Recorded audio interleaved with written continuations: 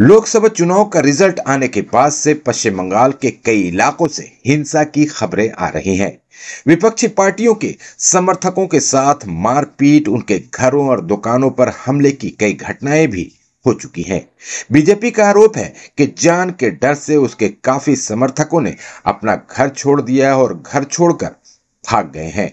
इनमें से कई परिवार संदेश खाली के भी हैं।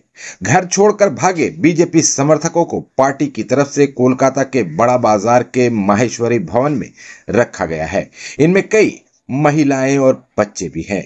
जान के डर से घर से भागकर कोलकाता पहुंचे बीजेपी के इन समर्थकों से आज पश्चिम बंगाल प्रदेश भाजपा अध्यक्ष सुकांतो मजूमदार ने मुलाकात की और उन्हें हर संभव मदद देने का वादा किया। सुकांतो मजूमदार काफी देर तक उनके बीच रुके और उनकी आप बीती सुनी।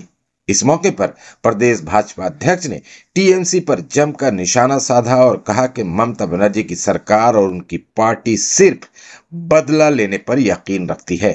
सुकांतो मजूमदार ने कहा कि फिलहाल तो इन लोगों का घर लौटना मुमकिन नहीं है। कुछ दिनों बाद वो खुद इन लोगों को साथ लेकर संदेश खाली जाएंगे। बीजेपी नेता ने कहा कि वो कल मीना खा जाएंगे और वहां जिन बीजेपी समर्थकों के घर तोड़े गए हैं उनसे मुलाकात करेंगे। सुकांतो मजूमदार ने इल्जाम लगाया कि पूरे देश में सिर्फ पश्चिम बंगाल में ही चुनाव के बाद मारधाड़ हो रही है, लोगों के घर तोड़े जा रहे हैं। शायद यही ममता बनर्जी का बंगाल मॉडल है। গণতন্ত্র মানেই না এরা এরা তো বদলাই চায়, এরা বদলে বিশ্বাস করে না। কোনো বদল তো হয়নি সিপিএম আমলে, তৃণমূল আমলের মধ্যে কোনো বদল হয়। বাড়ি ফিরতে পারবেন এরা? এই মুহূর্তে তো পারবে না। আমি নিজে এদেরকে নিয়ে সন্দেশখালী যারা আছেন তাদের সাথে কথা বলে আমি দিল্লি থেকে ফিরে এসে সন্দেশখালী যাব এবং এদেরকে নিয়ে সন্দেশখালী আজকে আমি মিনাখাতে যাব। আজকে এখানে দেখা করার পর আমি মিনাখাতে যাব। মিনাখাতে গিয়ে আমাদের বেশ কিছু কর্মীর বাড়িঘর ভাঙা হয়েছে তাদের সাথে দেখা করবো।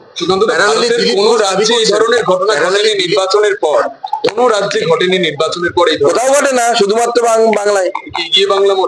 এটাই বাংলার মডেল, মুখ্যমন্ত্রী উপহার। আমি তো গত পরশু কাউন্টিং এর রাত্রিবেলা, অ্যাকচুয়ালি গতকালই হয়ে গেছিল, 12টা পার করে 2:10 আমাকে সার্টিফিকেট দেওয়া হয়েছে। আমি অবজারভারদের সাথে কথা বলছিলাম, ওনারা বলছিলেন যে দিল্লিতে ক্যান্ডিডেট অনেক সময় আসেই না, দুপুর 2টোর মধ্যে রেজাল্ট তৈরি করে ওরা ইভিএম টিভিএম বেঁধে বাড়ি চলে যায়। ওনারা অবাক হচ্ছিলেন যে এরকম গণনা হয়, এরকম চলতে পারে। ববি হাকিম বলছেন কর্মীদের উদ্দেশ্যে যে ফরগেট এন্ড ফরগিভ, যে কোনো গন্ডগোলে যেও না, ফরগেট এন্ড ফরগিভ। দেখুন, ববিদা যদি এটা মন থেকে বলে থাকেন আমি স্বাগত জানাবো, কিন্তু যদি এটা লোক দেখানোর জন্য হয় তাহলে তো মুশকিল। আর ফরগিভটা কি? Forgive for what? কেউ বিজেপি করা, বিজেপিকে ভোট দেওয়া কি পাপ নাকি? কিন্তু পাপ না তো, যার যাকে ইচ্ছে তাকে ভোট দেবে। সমান্তরাল ভাবে দিলীপ ঘোষ বলছেন যে তিনি কর্মীদের মনোবল জাঙ্গা করতে দল বলুক না বলুক, দায়িত্ব দিক না দিক, তিনি কোচবিহার থেকে কাকদ্বীপ পর্যন্ত সর্বত্র যাবেন। না, সেটা দিলীপ দা আমাদের পার্টির নেতা, পার্টির তিনি যে কোনো জায়গাতে যেতে পারেন, কোনো অসুবিধা নেই, কিন্তু সেটাকে সিঙ্ক্রোনাইজ করে গেলে ভালো হয়। পার্টির যারা নেতৃত্ব আছে সবাইকে সব জায়গায় যেতে হবে, যাতে সব গোটা পশ্চিমবঙ্গটা আমরা কভার করতে পারি।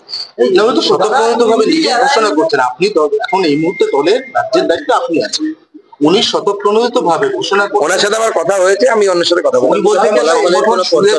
এবং দলের সংগঠন ঢিলে হয়ে গেছে, আমরা এবার লোকই খুঁজে পাইনি, তাই সব জায়গায় আমাদের ভোট কমে গেছে। 2,33,000 লক্ষ ভোট পেয়েছি আমরা, 1% ভোট কমেনি, ভোট বেড়েছে। উনি সম্ভবত স্ট্যাটিস্টিক্সটা দেখেন, সিট আমরা কমে গেছে, হয় এরকম অনেক সময়।